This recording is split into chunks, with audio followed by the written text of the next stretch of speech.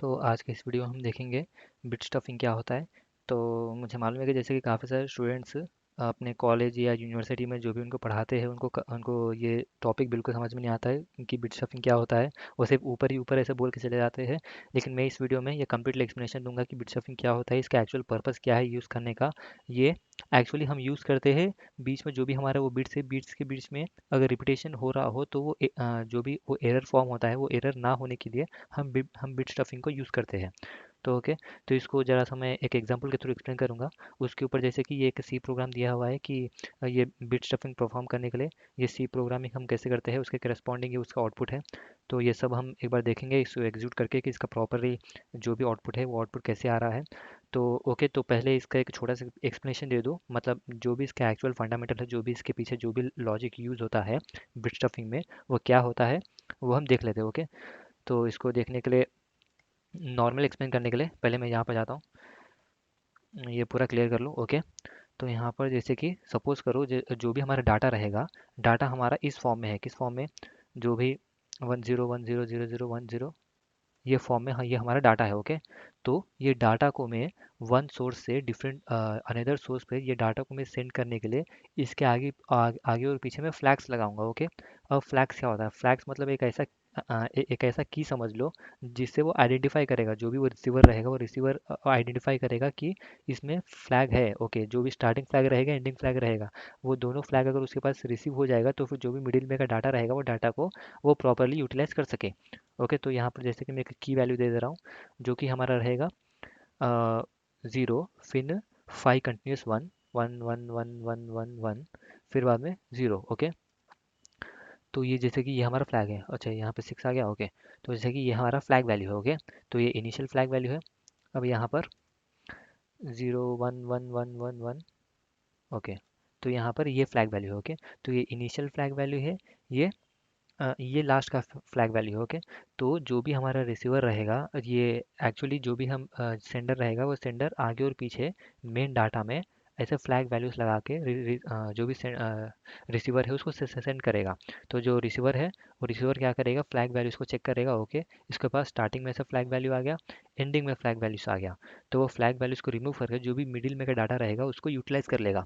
Okay, तो फिर ये एक्चुअली प्रोसेस है विदाउट बिट स्टफिंग, ये एक्चुअली ऐसे प्रोसेस होता है। तो फिर यहाँ पर हम बिट स्टफिंग को क्यों यूज़ कर रहे हैं? तो फिर यहाँ पर एक प्रॉब्लम क्रिएट होने का चांस है। तो फिर अब वो क्या प्रॉब्लम क्रिएट होने का चांस है एक बार देख लेते हैं। ये एक्चुअली जो मैं बीच में गैप दिया हूँ ये गैप नहीं रहता है, ये खाली मैं बेटर अंडरस्टैंडिंग पर्पस ये यहाँ पर मैं बीच में गैप गैप डाला हूँ। तो फिर अभी सपोज जो भी हमारा डाटा है, ये हमारा डाटा है। ओके, अगर ये डाटा क्या हो, अगर इसके बीच में कुछ ऐसा हो जाए। ओके, तो अगर ये डाटा मेरा ये फॉर्मेट में है, मैं अपने रिसीवर को सेंड कर रहा हूँ, तो फिर ये हमारा रिसीवर जो भी है वो सिर्फ इतना ध्यान देगा। ओके, कि इनिशियल फ्लैग वैल्यू और एंड के फ्लैग वैल्यू में ये भी तो हमारा मैच हो रहा है, 0 5 कंटिन्यूस 1 एंड 0। तो ओके, तो वो जो रिसीवर है वो ये समझेगा कि ये इनिशियल वाला है फ्लैग और ये इतना इतना एंड वाला फ्लैग है। ओके, तो इससे वो समझ लेगा कि जो भी हमारा डाटा है वो सिर्फ खाली इतना ही 101, सिर्फ खाली इतना ही हमारा डाटा पार्ट है। इस वाले को कंसिडर ही नहीं करेगा, जो उसका इनिशियल है। फाइनल फ्लैग पहुंच जाने के बाद जो भी डाटा रहेगा उसको रिमूव कर देगा। तब तो हमारा जो भी डाटा है वो डाटा तो वो प्रॉपरली रिसीवर के पास रिसीव नहीं होएगा।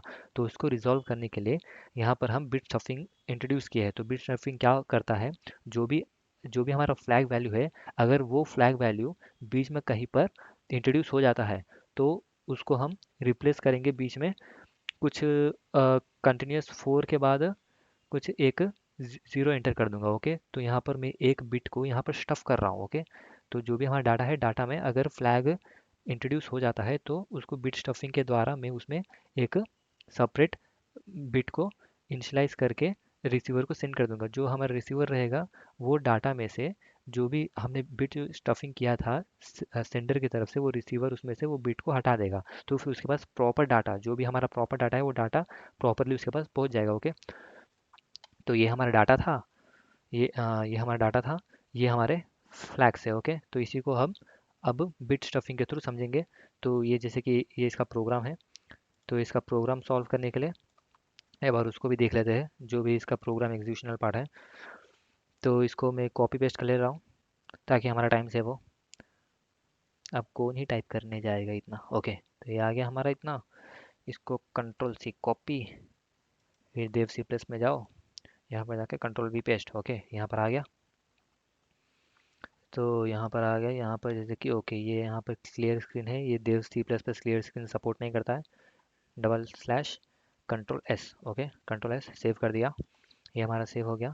फिर अब इसको रन करते हैं, कंपाइल एंड रन। तो फंक्शन एफ लेवल। ओके, तो ये यहाँ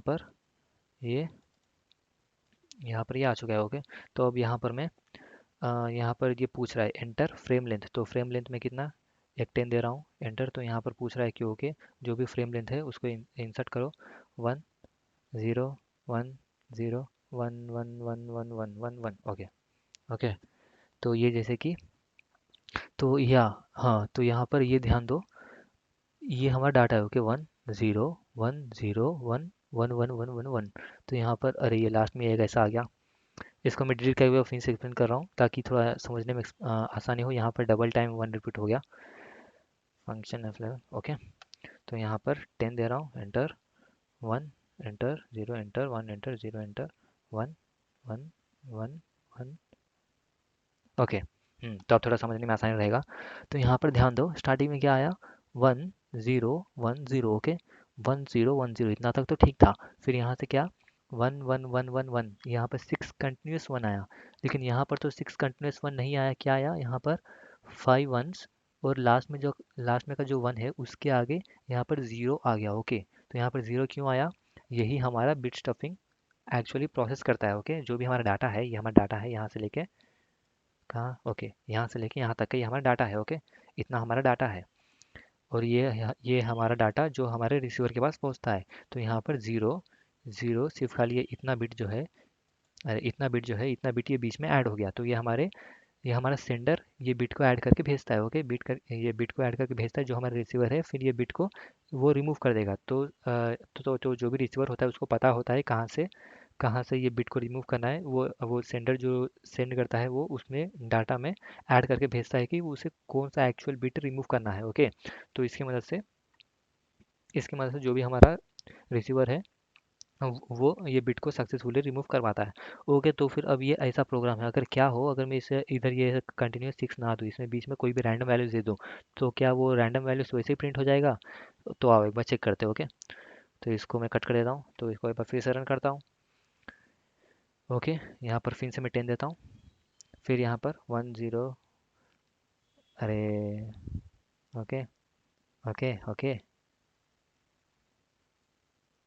ओके। तो यहाँ पर अब देखो, अब यहाँ पर ये कोई भी एरर फॉर्म नहीं हुआ। 1 0 0 1 0 0, फिर बाद में 1 1 1 0 1 0, 1 1 1 0 1 0। तो यहाँ पर देखो एग्जैक्टली जो भी डाटा था, यहाँ पर देखो एग्जैक्टली जो भी डाटा था वही डाटा एग्जैक्टली यहाँ पर आ गया है। ओके, यहाँ पर कोई भी बिट स्टफिंग नहीं हुआ। क्यों बिट स्टफिंग नहीं हुआ, क्योंकि जो भी हमारा फ्लैग्स है, जो भी इसके इनबिल्ट फ्लैग्स है, वो फ्लैग्स एक्चुअली ये हमारे डाटा में रिपीट नहीं हो रहा है। ओके, डाटा में रिपीट नहीं हो रहा है, इसलिए हम डायरेक्टली वो डाटा को यूज़ कर सकते हैं। अगर इसमें फ्लैग रिपीट हो रहा हो तो फिर हम उसको हम उसमें बिट स्टफिंग करते हैं। यहाँ पर बिट स्टफिंग करने का हमारे पास कुछ उतना खास ज़रूरत नहीं है। ओके, तो ये हमारा एक्चुअल प्रोग्राम। अब इसमें का थोड़ा सा सोर्स कोड देख लेते हैं, यहाँ पे क्लोज। ओके, तो ये सोर्स कोड कुछ इस तरह से है, जो भी हमारा सी प्रोग्राम रहेगा उसमें। ओके, हम stdio.io.h, फिर बाद में conio.h, फिर उसके बाद में string.h, उसके बाद में हम अपने मेन मेथड में सब चीज़ इंक्लूड करेंगे। फिर उसमें जैसे कि हम थोड़ा सा स्पेसिफाई कर देते हैं इंटीजर वैल्यू आई जे के एंड काउंट उसमें करेंगे। काउंट का वैल्यू जो भी उसका जो भी हमारा बिट रेट रहेगा उसको काउंट करने के लिए हम यहाँ पे काउंट भी इनिशियलाइज कर लेते हैं।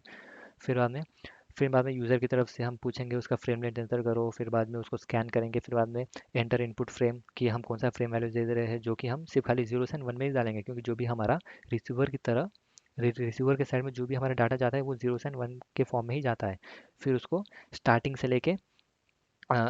लेके जो भी उसका फ्रेम लेंथ रहेगा उसको स्कैन करेंगे। एन हमारा फ्रेम लेंथ रहेगा, फिर आई इज इक्वल टू 0, मतलब वही ये वाला लॉजिक लगा के हम उसको स्कैन करेंगे। फिर बाद में ए ऑफ आई, फिर उसको इनिशियलाइज़ करेंगे ऐसे, फिर बाद में उसमें लूप्स लगाएंगे, फिर उसमें जो भी हमारा लॉजिकल है, सिर्फ खाली ये समझने का है।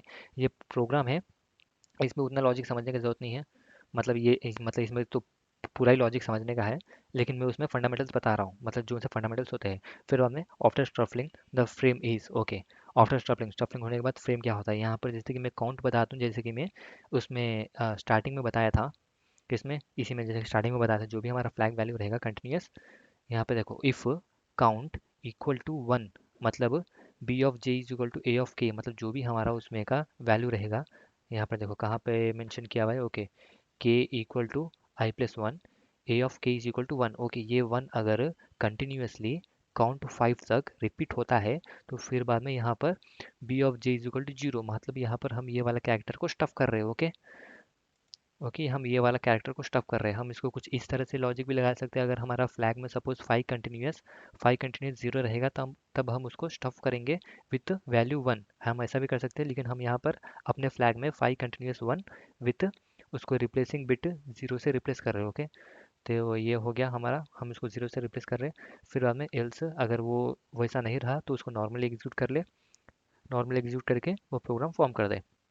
तो यही था हमारा बिट स्टफिंग के ऊपर एक सी प्रोग्राम। आई होप कि ये वीडियो पसंद आया होगा। अगर ये वीडियो पसंद आए तो प्लीज़ मेरे चैनल को सब्सक्राइब करो। तो इस वीडियो में सिर्फ इतना ही, और एक बार आउटपुट दिखा देंगे, ओके, और एक बार शायद मैं और एक बार आउटपुट दिखा देता हूँ कि इसका आउटपुट एक्चुअली कैसा होता है। ओके, ये हो गया। अब इसमें मैं लेंथ अगर 5 का ले रहा हूँ, ओके, 5 का ले रहा हूँ, फिर मैं एंटर, फिर बाद में अगर मैं इसमें रैंडम वैल्यूज दे दूँ, ओके, तो इसमें देखो, इसमें कोई भी बिट स्टफिंग नहीं होगा, इसको स्टार इसके लेटर का, ओके, इसमें कोई भी बिट स्टफिंग नहीं हो रहा है। तो इस तरह से हमारा बिट स्टफिंग काम करता है। सो इस वीडियो में सिर्फ इतना ही। Thanks for watching. स्टॉप हो जा।